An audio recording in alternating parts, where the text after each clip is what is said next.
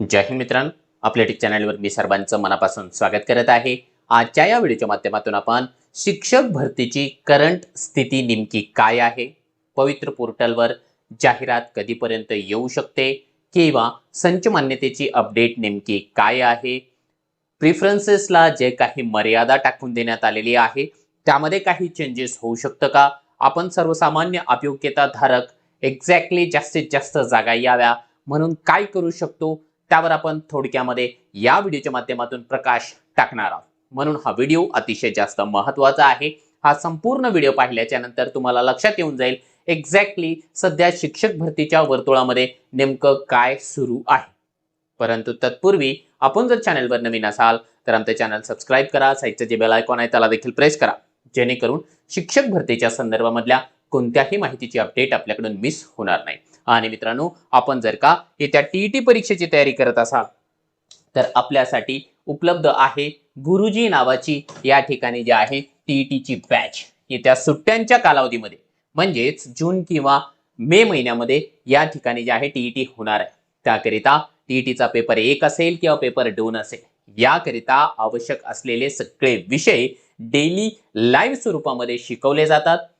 ते लाईव्ह स्वरूपामध्ये आपण पाहिले नाही तर रेकॉर्डेड स्वरूपामध्ये देखील उपलब्ध असतात। पीडीएफ नोट्स, टेस्ट सिरीज, 1 वर्षाची व्हॅलिडिटी, अनलिमिटेड व्ह्यूज, त्यातल्या त्यात टीईटीचे पीवायक्यू व्हिडिओ सोल्युशन बॅच, सीटीईटीची पीवायक्यू व्हिडिओ सोल्युशन बॅच आणि सीटीईटीची कंप्लीट रेकॉर्डेड बॅच यामध्ये फ्री मध्ये तुम्हाला मिळून जाणार आहे। म्हणजे एक कंप्लीट पॅकेज जे की टीईटीची परीक्षा पहिल्याच प्रयत्नामध्ये पास करण्यासाठी आवश्यक आहे, अशा सगळ्या बाबी तुम्हाला यामध्ये मिळणार आहे। त्यासाठी तुम्हाला काय करायचं आहे, तुम्हाला करावं लागेल की या ठिकाणी प्ले स्टोअरला जाऊन मास्टर टीचर हे ऍप्लिकेशन आपल्याला डाउनलोड करून घ्यायचं आहे। मास्टर टीचर आपल्यासोबत सदैव राहणार आहे। चला आता आपण जाऊया आपल्या मुख्य मुद्द्याकडे की शिक्षक भरतीच्या संदर्भामध्ये सध्या जे आहे जे वर्तुळामध्ये जे काही चालू आहे वेगवेगळ्या चर्चा, त्या चर्चांवर आपण एक एक करून या ठिकाणी येऊया।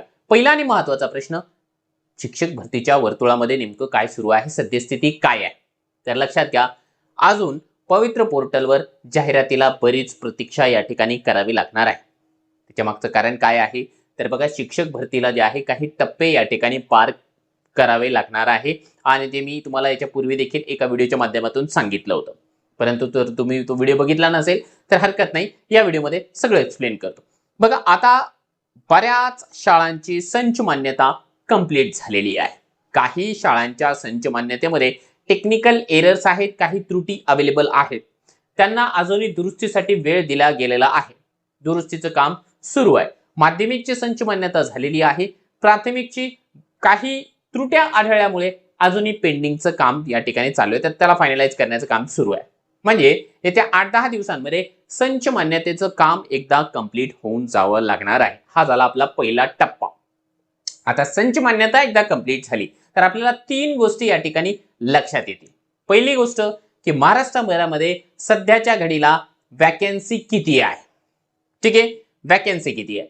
दुसरा एक मुद्दा या ठिकाणी येणार आहे की एकूण मंजूर पद किती आहेत आणि तिसरा महत्त्वाचा मुद्दा त्या ठिकाणी येणार आहे, महाराष्ट्रामध्ये एकूण कार्यरत शिक्षकांची संख्या किती आहे। मंजूर पदांमधून कार्यरत शिक्षक जर का आपण वजा केले तर आपल्याला वॅकन्सी मिळणार आहे। मग तो वॅकन्सीचा आकडा एकदा लक्षात आला तर आणखी एक आकडा आपल्याला या ठिकाणी मिळणार आहे। बऱ्याच शाळांमध्ये तो जो संच मान्यतेचा काळा जीआर आलेला आहे, त्या काळ्या जीआर मुळे काही शिक्षक अतिरिक्त होतील। मग अतिरिक्त झालेल्या शिक्षकांचा आकडा त्या वॅकन्सी मध्ये समायोजन केला जाणार आहे। म्हणजे जे अतिरिक्त झाले त्यांचं अगोदर कोणत्या ना कोणत्या ठिकाणी या ठिकाणी समायोजन करावं लागणार आहे। आनंदाची गोष्ट ही होती की या समायोजनाचा एक रोड मॅप, एक शेड्यूल जे आहे या ठिकाणी संचालक महोदयांनी काढला होता। ते एक्झिक्यूट देखील होणार होता, परंतु त्याला जे आहे कोर्टामध्ये खो बसलेला आहे। म्हणजेच कोर्टाने त्याच्यावरती या ठिकाणी जे आहे याचिका पडल्यामुळे आता त्याच्यावरती तळ्यात मळ्यात अशी अवस्था झालेली आहे। म्हणजे काय आहे की 31 मार्च 2026 पर्यंत राज्य स्तरावरून समायोजन कंप्लीट करावं असे सक्त आदेश देण्यात आले होते, परंतु कोर्टामध्ये या ठिकाणी याचिका पडल्यामुळे आता त्या समायोजनाच्या प्रोसेसला या ठिकाणी डिले होणार हे स्पष्ट आपल्याला दिसत आहे। सुप्रीम कोर्टामध्ये येत्या आय थिंक 12 तारखेच्या आसपास काहीतरी सुनावणी आहे. त्या सुनावणीला जर का स्टे बसला कोर्टाच्या माध्यमातून तर आणखीन जास्त लांबण्याची शक्यता आहे. आणि आता त्या दिवशी काहीतरी निर्णय झाला तर मग जे आहे समायोजन महत्वाचं आहे. कारण जोपर्यंत समायोजन होणार नाही तोपर्यंत या ठिकाणी वॅकन्सी येणार नाही, हे या ठिकाणी आपल्याला स्पष्ट दिसत आहे. आता काही जणांचं मत असतं, आता माणूस हा फार स्वार्थी प्राणी आहे, कुणीही असू द्या. आपल्या अभियोग्यता धारकांना वाटेल ते समायोजनाचा कार्यक्रम बाजूला ठेवा, जी वॅकन्सी आहे ती आपल्याला पोर्टलला द्या. लक्षात घ्या, तसं आपल्याला करता येत नाही. तसं शासनाला प्रशासनाला करणं कदापि शक्य नाही. कारण एका जिल्ह्यामध्ये उदाहरणार्थ समजा परभणी जिल्ह्यामध्ये 100 वॅकन्सी आहेत आणि 70 या ठिकाणी अतिरिक्त शिक्षक आहेत. मग अगोदर त्यांचं या ठिकाणी जे आहे समायोजन करून घ्यावं लागेल. ही जी 100ची वॅकन्सी आहे 100 पोर्टलला देता येणार नाही.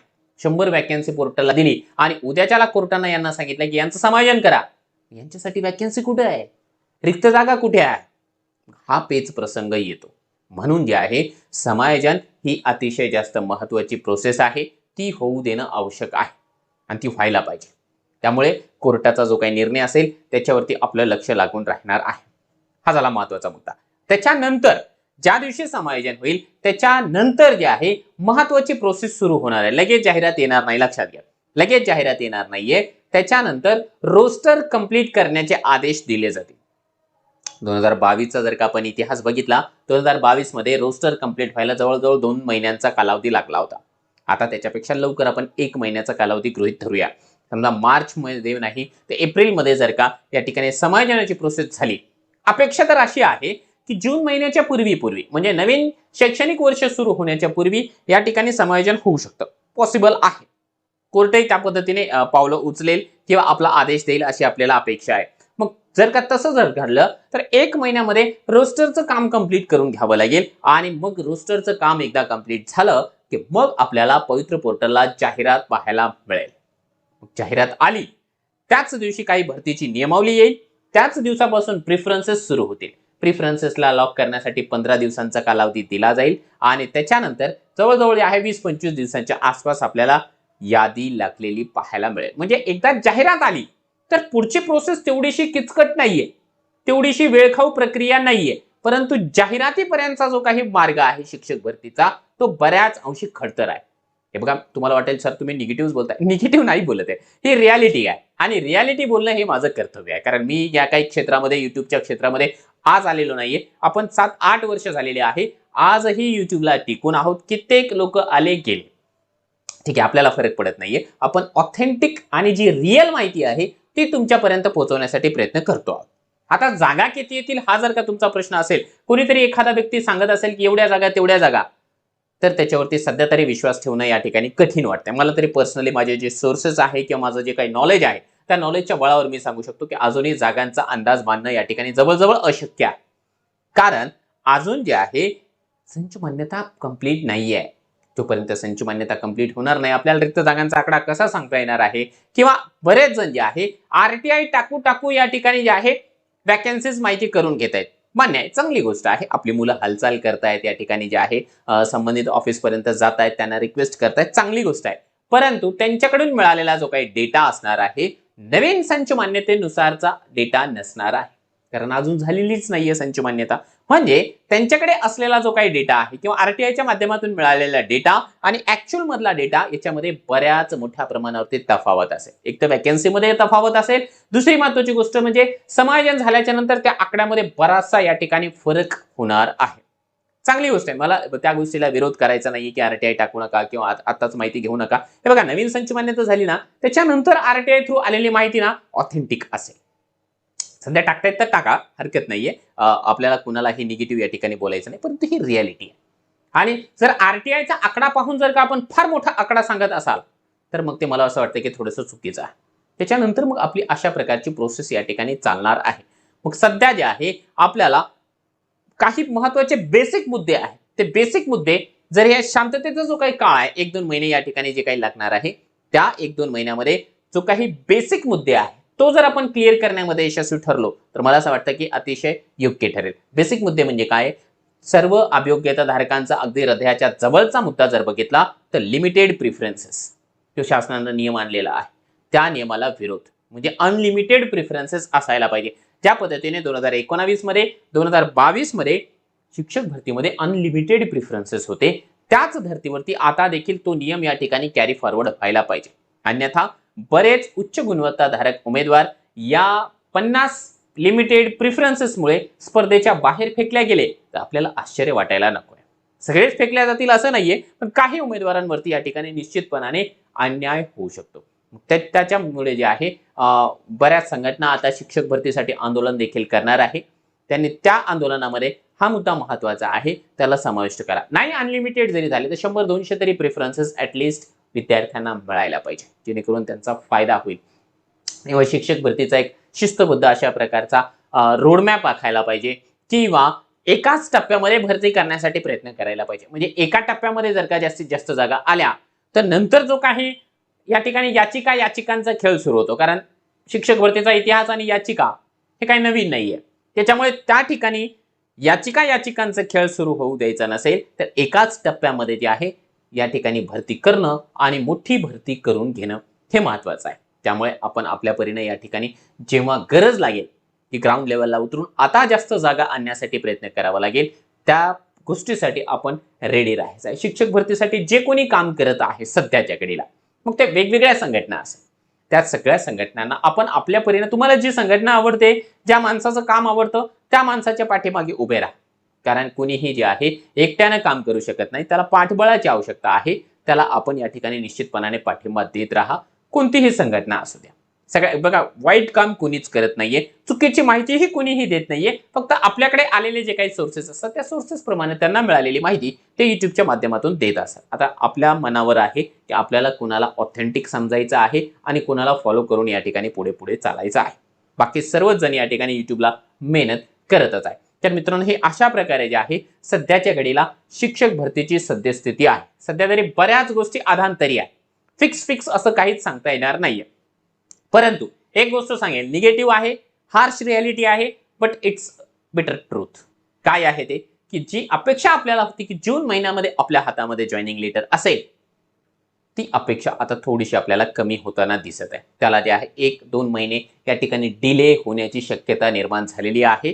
कारण संच मान्यता वेळेवर झालेली नाहीये, आणि संच मान्यता वेळेवर नाही झाल्यामुळे या ठिकाणी समायोजनाचा प्रश्न आहे, आणि समायोजनाचा प्रश्न सध्या सुप्रीम कोर्टामध्ये पोहोचलेला आहे. त्यामुळे जे आहे थोडासा डिले आपल्याला होऊ शकेल. परंतु एक गोष्ट आहे, 100% आपली भरती होणार आहे. जर पूर्णतःच आपण निगेटिव्ह मध्ये जात असाल तर त्यापासून देखील आपण सावध राहावं. भरती होणार आहे, फक्त 1 ते 2 महिने या ठिकाणी डिले जर झाली तर आश्चर्य व्यक्त करायला नकोय. त्यामुळे आपली मानसिक तयारी त्या संदर्भामध्ये असायला पाहिजे. भरती बऱ्यापैकी जागांची होईल, फारच कमी जागा येतील असं जर कोणी म्हणत असेल तर तेही चुकीचं आहे.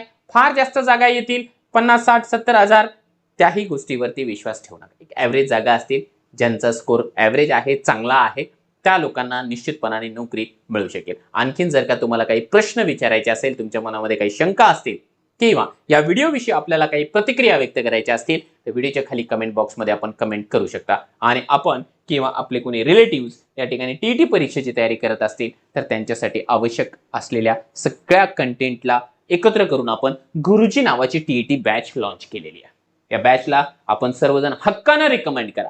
त्यांचा जो आहे पैसा वसूल झाल्याशिवाय राहणार नाही. त्यांना एकच गोष्ट सांगा, मास्टर टीचर जे आहे हे ऍप्लिकेशन आपण डाउनलोड करा आणि टीईटी परीक्षेची तयारी आज आता ताबडतोब सुरू करा.